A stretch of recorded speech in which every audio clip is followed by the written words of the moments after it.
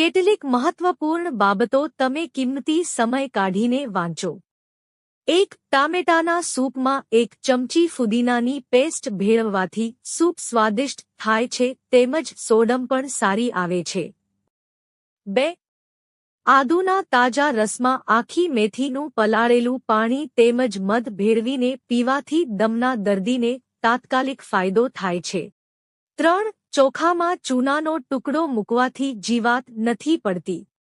4. લીંબુ તથા સંતરાની છાલને સૂકવી તેનો પાવડર બનાવી શીશીમાં ભરી રાખવો. મલાઈ વગરના દૂધમાં ભેળવીને લગાડવાથી ત્વચા ચમકીલી થાય છે. અઠવાડિયામાં 1 વાર કરવું. 5. માઇગ્રેનથી રાહત પામવા કોલીફ્લાવરને છૂંદી એક સુતરાઉ કાપડ પર પાથરી કપાળે મૂકવું. સવારે અથવા સાંજે ગમે ત્યારે મૂકી શકાય. સુકાઈ જાય એટલે નવી પેસ્ટ બાંધવી.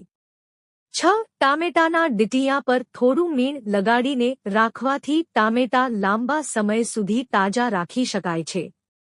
7. કારેલાની કડવાશ દૂર કરવા ભાતના ઓસાવેલા પાણીમાં અડધો કલાક પલાળી રાખીને રાંધવા. 8. તજનો ભૂક્કો અને હિંગ દુખતા દાંતની પોલાણમાં મૂકવાથી રાહત થાય છે. 9. માસિક ધર્મમાં પેટ દુખવાનું મુખ્ય કારણ પેટમાં ભરાવો થતા વાયુનો હોય છે, તેથી અજમાનું ચૂર્ણ લાભકારી નીવડે છે. 2 ગ્રામ અજમાના ચૂર્ણમાં 10 ગ્રામ સિંધવ ભેળવવું. આ મિશ્રણ શીશીમાં ભરી રાખવું. માસિક ધર્મ દરમિયાન પેટના દુખાવામાં 3 ગ્રામની માત્રામાં તેનું સેવન કરવાથી રાહત થશે. 10. ભોજન બાદ વરિયાળી ખાવાથી ભોજન સરળતાથી પચે છે. વરિયાળી ચાવવાથી પેટ હળવું રહે છે. 11. હાથની શુદ્ધતા જાળવી રાખવા માટે મલાઈમાં લીંબુનો રસ ભેળવી આંગળીઓ પર લગાડવું. આ નુસ્ખો નિત્ય સૂતા પહેલા અજમાવવો. 12. પાકેલા પપૈયાનો ગર ચહેરા પર લગાડવાથી ખીલની તકલીફથી છુટકારો મળે છે. 13. ગુલાબજળ તથા ગ્લિસરીન ભેળવી ચહેરા, ગરદન, હાથ પર લગાડી થોડીવાર રહી ઠંડા પાણીથી ધોવાથી સનબર્નમાં રાહત થાય છે. 14. પકોડાને ક્રિસ્પી બનાવવા માટે તેમાં થોડો કોર્નફ્લોર ભેળવવો. 15. સલાડને તાજું રાખવા માટે સમર્યા પહેલા સામગ્રીને થોડી વાર બરફના પાણીમાં રાખવી. 16. અડધો કપ કાચા દૂધમાં 1 નાનકડી ચમચી મીઠું ભેળવી ત્વચા પર લગાડવાથી ત્વચા નિખરે છે. 17. બથુઆ, 1 ભાજી ને પાણીમાં ઉકાળી તેનાથી વાળ ધોવાથી વાળમાંથી ખોડો દૂર થાય છે. 18. નાના બાળકને પેટમાં દુખાવાથી રાહત આપવા વરિયાળીનો રસ પીવડાવવો. 19. માસિક ધર્મમાં દુખાવાથી રાહત પામવા 8 થી 10 બદામ પાણીમાં રાતના પલાળવી સવારે તેની છાલ ઉતારી ચાવીને ખાવી. આ પ્રયોગ માસિક ધર્મના 15 દિવસ પહેલા કરવો. બદામને નિયમિત સવાર સાંજ નાસ્તા પહેલા ચાવીને ખાવી. 20.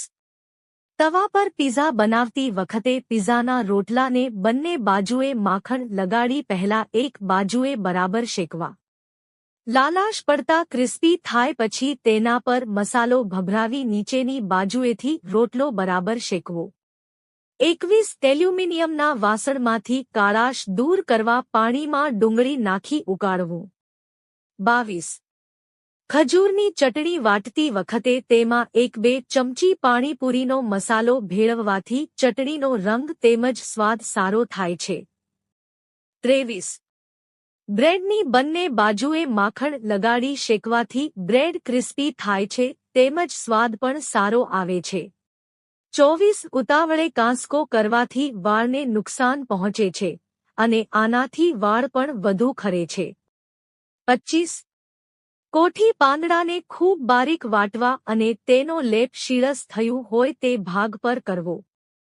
26. રાત્રે સૂતા પહેલા 15 થી 20 ml પાણીમાં 1 ચમચી એપલ સાઇડર વિનેગર ઉમેરીને પીવાથી વજન ઘટાડવામાં ફાયદો થાય છે. 27. ખાલી પેટે મીઠા લીમડાના સેવનથી શરીરમાં શુગરને નિયંત્રણમાં રહે છે, જેનાથી આંખો અને કિડની પણ સારી રીતે કામ કરે છે. 28 મેથીમાં રહેલા ગુણ ન માત્ર વાળને સુંદર, લાંબા, કાળા બનાવે છે પરંતુ ખરતા વાળની સમસ્યામાંથી છુટકારો અપાવવામાં મદદ કરે છે. 29 મૂળામાં ઉચ્ચ વિટામિન સી રોગપ્રતિકારક શક્તિ વધારે છે. તેથી લીલા શાકભાજીમાં તેને ઉત્તમ શાકભાજી માનવામાં આવે છે. 30 વહેલી સવારે મધ સાથે કાળા જીરું મિક્સ કરી તેનું સેવન કરવું હિતાવહ છે. આ મિશ્રણ ડાયાબિટીસને કંટ્રોલ કરવામાં મહત્વની ભૂમિકા ભજવે છે. કાળું જીરું ડાયાબિટીસના દર્દીઓમાં બ્લડ સુગર ઘટાડે છે. પરિણામે ડાયાબિટીસ નિયંત્રણમાં રહે છે. જો તમને આ વિડિયો ગમ્યો હોય તો લાઇક કરો, મિત્રો સાથે શેર કરો અને ચેનલને સબસ્ક્રાઇબ કરો. ધન્યવાદ.